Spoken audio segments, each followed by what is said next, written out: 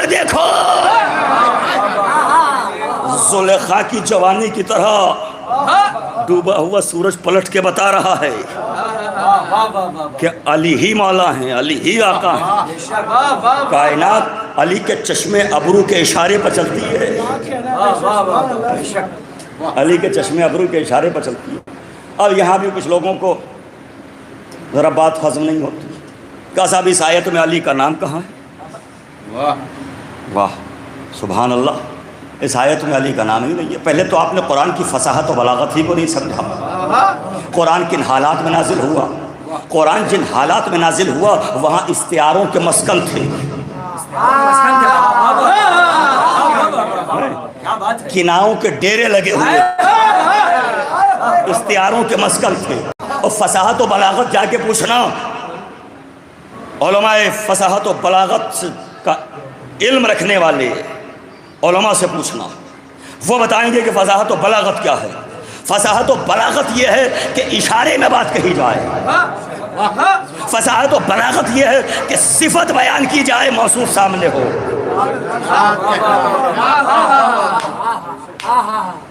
دیکھوں گا کہ کہاں تک آپ میرا ساتھ دیں گے اس جملے پر۔ فصاحت و بلاغت کا تقاضا یہ ہے کہ اشارہ ہو، کنایہ ہو، استعارہ ہو، اشارے میں بات کہی جائے، صفت بیان ہو، ذہن موصوف تک پہنچ جائے۔ نہیں ابھی آپ نے غور ہی نہیں فرمایا۔ پڑھیے پھر قرآن، وَيُطْعِمُونَ الطَّعَامَ عَلَىٰ حُبِّهِ مِسْكِينًا وَيَتِيمًا وَأَسِيرًا، ہیں کچھ ایسے جو روٹیاں کھلاتے ہیں یتیم کو، مسکین کو، اسیر کو، نام تو نہیں لیا۔ پورا قرآن اٹھا کے دیکھو، کہیں کہیں نام لیا ہے۔ اگر نام لینے پر قرآن آ جاتا تو تم سے اپنے چھپائے نہ چھپتے۔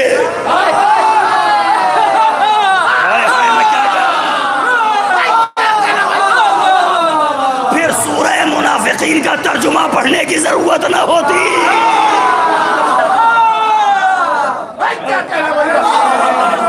قرآن میں تو آپ کو آزمایا ہے، آپ کو دیکھا ہے، آپ کو پہچانا ہے کہ آپ صفت کے ذریعے موصوف تک پہنچتے ہیں کہ نہیں۔ صفت کے ذریعے موصوف تک پہنچنا یہ آپ کی عقل مندی، دانش مندی، ایمان کا ثبوت ہے۔ کأنہم بنیان مرصوص، قرآن قصیدہ پڑھ رہا ہے مگر نام نہیں لے رہا ہے۔ ہیں کچھ ایسے جو سیسا پلائی ہوئی دیوار کی طرح ڈٹے کھڑے رہتے ہیں۔ اب یہ آیتیں پڑھوں تو وقت اتنا نہیں، بات تو مکمل ہو گئی۔ راستہ میں نے بنایا ہے، سفر آپ کرتے رہیے گا۔ قرآن صفت بیان کرتا ہے، موصوف تک پہنچنا آپ کا اپنا کام ہے۔ یہی کام نبی نے کیا 39 دن گزرنے کے بعد۔ جب رات آئی تو کہا کل علم مرد کو دوں گا، محب خدا کو دوں گا، محبوب خدا کو دوں گا، محب رسول کو دوں گا، محبوب رسول کو دوں گا۔ نام نہیں لیا، صفت بتائی، صفت، تاکہ رات بھر پتہ تو چلے کہ کون کون تمنا کرتا ہے۔ نہیں جملہ میں آپ کے مزاج کے مطابق کہہ دوں تاکہ اس حدیث کے بعد، اس اعلان رسالت کے بعد، پیغمبر کے اس اعلان کے بعد پتہ تو چلے کہ علم کے لیے شب بیداری کون کون کر رہا ہے۔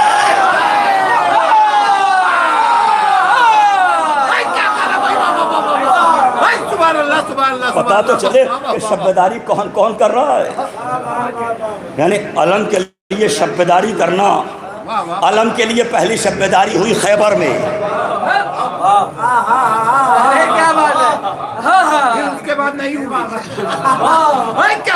اس کے بعد ان میں ہوئی جن کا کردار بیدار تھا۔ پھر شب بیداری وہاں ہوئی جہاں شجرہ بیدار، جہاں حسب نسب بیدار، جہاں روحانی کیفیتیں بیدار، جہاں ایمان بیدار۔ یہ شب بیداری ہمارے عقیدے کی بیداری کا واضح ثبوت ہے۔ ہم شب بیداریاں کرتے ہیں۔ آجا صاحب، اب نبی قرآن نے بھی نام نہیں لیا، صفت بتائی۔ پیغمبر بھی یہ نہیں کہہ رہے ہیں ارے سیدھے سیدھے یا رسول اللہ، اے میرے آقا، اے میرے مولا، سیدھے سیدھے کہیے کل علم علی کو دوں گا۔ کا دیکھنا بھی تو ہے کہ صفت کے ساتھ موصوف تک کون پہنچتا ہے. اور اس میں جو صفتیں بیان کی ہیں نا، لَأُعْطِيَنَّ الرَّائِطَ غَدًا رَجُلًا كَرَّارًا، پہلی لفظ ہے رجل، مرد کو علم دوں گا. آپ غور ہی نہیں کر رہے ہیں. پیغمبر نے اعلان کر دیا علم مرد کو دوں گا. تو پیغمبر کی اس حدیث کی روشنی میں ایک بات واضح ہو گئی، قیامت تک علم مردوں کے ہاتھ میں ہوگا.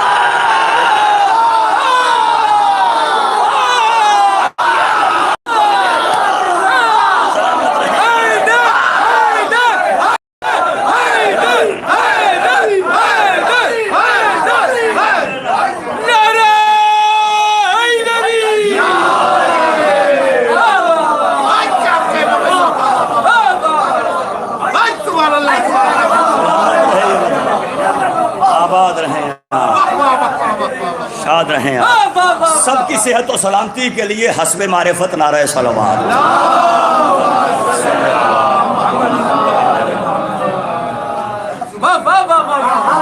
اب یہ موصوف صفت سمجھ میں آیا.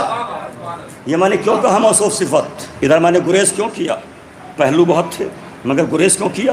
دیکھیے دنیاوی قاعدہ یہ ہے کہ موصوف کا نام لیا جاتا ہے تو صفت سمجھ میں آتی ہے. پہلے نام موصوف کا لیا جاتا ہے. میں نے ساحر صاحب کا نام پہلے لیا، پھر تصور آیا کہ یہ شاعر بھی ہیں، ان کی صفت سمجھ میں آئی. عمر صاحب کا نام لیا، ایلیا صاحب کا نام لیا، عروج صاحب کا نام لیا. تو پہلے نام لیا موصوف کا نام، پھر صفت آئی. عالم کا نام لیا تو علم کا تصور آیا، ادیب کا نام لیا تو ادب کا تصور آیا. نہیں اور آگے بڑھ جائیے. نوشیرواں کا نام لیا تو عدالت سمجھ میں آئی. حاتم تائی کا نام لیا تو سخاوت سمجھ میں آئی. اب اس جملے کو الٹیے، میں کچھ کہنا چاہ رہا ہوں جس کے لیے میں نے اتنی تمہید بنائی ہے یہ 4 جملوں میں. ایسا تو نہیں ہے کہ شاعر کہوں فوراً عمر صاحب کا نام تصور ذہن میں آ جائے. ایسا تو نہیں کہ صفت کے ذریعے سے موصوف ایک دم ذہن میں آ جائے، کیونکہ شاعر بہت سے ہیں، ہے نا. عالم کہوں تو فوراً فلاں صاحب کا تصور آ جائے، ادیب کہوں تو فوراً فلاں صاحب کا تصور آ جائے. ایسا تو نہیں. عدالت کہوں تو فوراً نوشیرواں عادل کا تصور ذہن میں آ جائے. یعنی جملہ میں یہ کہنا چاہ رہا ہوں، ہر موصوف محتاج ہے صفت کا. میں کچھ کہہ رہا ہوں، ہر موصوف محتاج ہے صفت کا، مگر آل محمد کا دروازہ وہ ہے صفت محتاج ہے موصوف کی.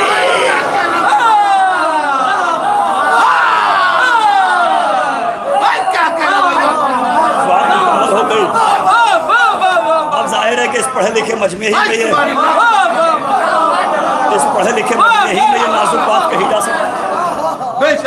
یہ نازک سی بات اس پڑھے لکھے مجمع ہی میں ہو بھی سکتی ہے. اور نہ کہیں اور پڑھنے بیٹھ جائیے تو لوگ کہیں گے یہ صفت کیا ہے، ہم نے تو سنا ہی آج پہلی بار. یہ موصوف کیا ہے ہم تو سمجھتے ہی نہیں. ایک ہی گھرانہ ہے جہاں صفت محتاج ہے موصوف. اور دلیل دیتا ہوں، محبوب کبریا کہو پیغمبر کا تصور آئے گا. مشکل کشا کہو علی سمجھ میں آئیں گے. معلوم کعبہ کہو علی سمجھ میں آئیں گے. سید الشہداء کہو حسین سمجھ میں آئیں گے. اب اس جملے کے لیے میں یہاں تک آپ کو لے کے آیا ہوں، علمدار کہو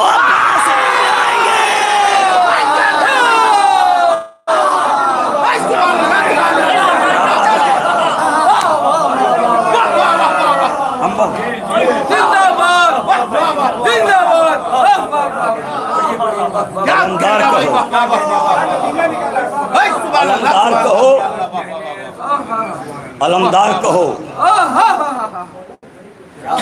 تو خانہ ادراک کعبہ وفا کا طواف کرنے لگتا ہے.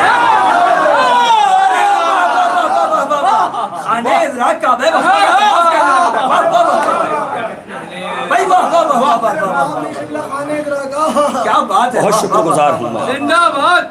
اس لیے کہ عباس عباس ہے. ظاہر ہے کہ جملے ممبر کا صدقہ ہوتے ہیں. ہمارے پاس جو کچھ ہے وہ صدقہ انہی کا ہے.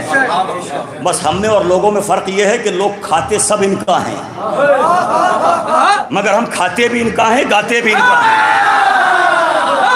ہم نمک حلال ہیں، نمک حلال ہے، نمک حرام نہیں ہے.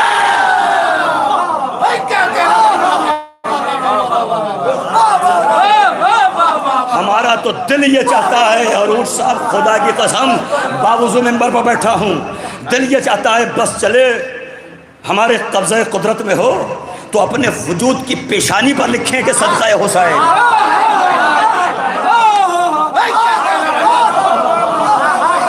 صدقہ ذکر مظلوم کربلا. ہمیں جو کچھ ملا ہے وہ ذکر کے صدقے میں ملا. اور یہ بات میں ایسے ہی نہیں کہہ رہا ہوں، آپ خود گواہ ہیں اس بات کی اپنے اعتبار سے. میں اگر اپنی ذاتی طور پر بات کروں تو میری والدہ کے یہاں 5 بیٹیاں پیدا ہو چکی تھی. میری نانی نے زری سے جا کے لپٹ کے کہا تھا، تو میرا تو وجود بھی صدقہ خانے کا ہے. میں کیسے بھول سکتا ہوں؟ ہم تو فراموش کر ہی نہیں سکتے. کون عباس؟ کون عباس؟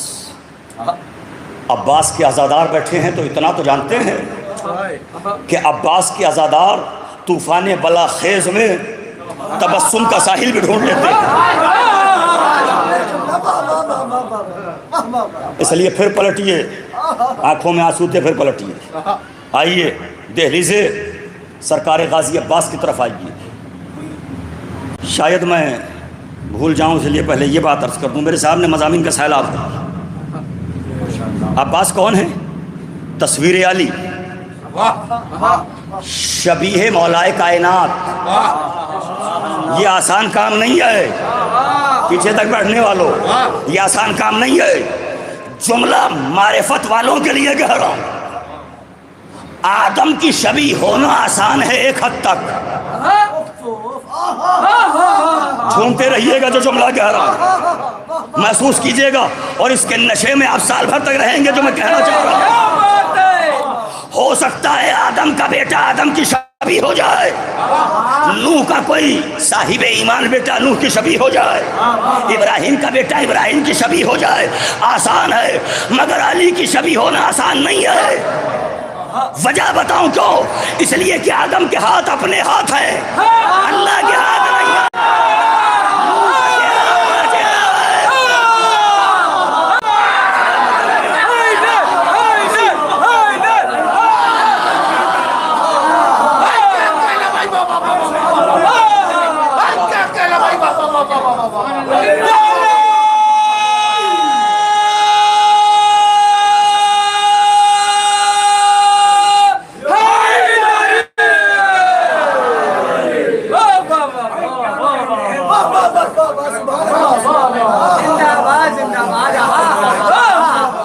عباس اس علی کی شبیہ ہے جس کے ہاتھ ید اللہ، جس کا چہرہ وجہ اللہ، جس کی آنکھیں عین اللہ. اس کی تصویر، جس کی آنکھیں عین اللہ، اس کی تصویر کو